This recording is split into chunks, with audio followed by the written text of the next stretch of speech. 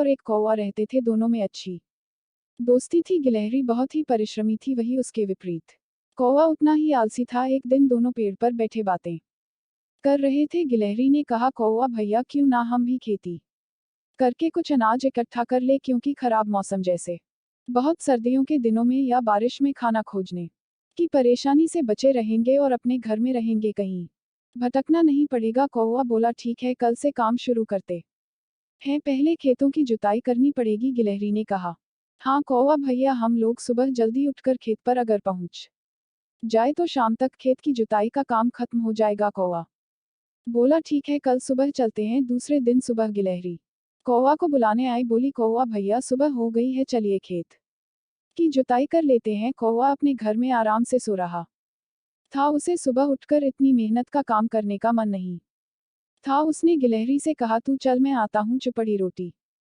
खाता हूँ, ठंडा पानी पीता हूँ, हरी डाल पर बैठा हूँ। गिलहरी अकेले ही खेत पर जाकर जुताई का काम करने लगी। शाम तक जुताई का काम हो गया, लेकिन कौवा शाम तक भी खेत पर नहीं पहुंचा।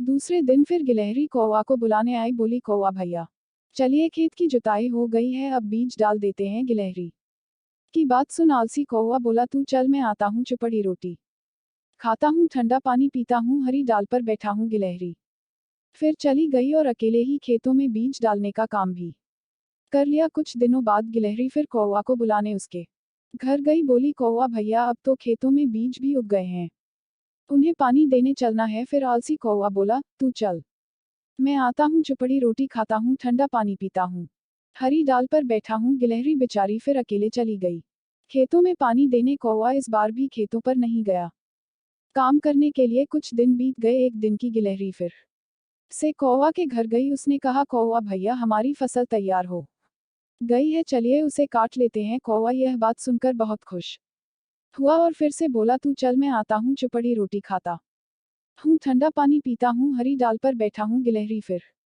से खेतों में फसल काटने चली जाती है और अकेली ही सारी फसल काटती है। कौवा फिर से उसकी मदद करने नहीं पहुंचता है। दूसरे दिन गिलहरी फिर से आती है और कहती है, कौवा भैया, मैंने सारी फसल काट दी है, चलिए अपने हिस्से की फसल आप ले लीजिए। कौवा फिर वही बोलता है। गिलहरी खेत में जाकर अपने हिस्से की फसल अपने घर ले आती है और उसे ठीक से रख लेती है, क्योंकि बारिश का मौसम शुरू होने वाला होता है। और दूसरे दिन कौवा के घर जाकर बता देती है कि कौवा भैया, मैंने अपने हिस्से की आधी फसल अपने घर ले गई हूँ, आपके हिस्से की फसल खेत में रख दी है, बारिश के दिन आने वाले हैं, तो आप अपने हिस्से की फसल अपने घर ले आओ, नहीं तो बारिश में खराब हो जाएगी। इतना बोलकर गिलहरी चली गई। कौवा रोज सोचता कि कल ले आऊंगा, लेकिन उसका कल होता ही नहीं। वो अपने आलस की वजह से फसल लेने नहीं गया। एक रात बड़े जोर का आंधी तूफान के साथ बारिश हुई और कौवा की सारी फसल उस आंधी तूफान में उड़ गई। बारिश कई दिनों तक लगातार होती रही। अब कौवे के पास खाने को कुछ नहीं था और उसका भूख से बड़ा बुरा हाल हो गया।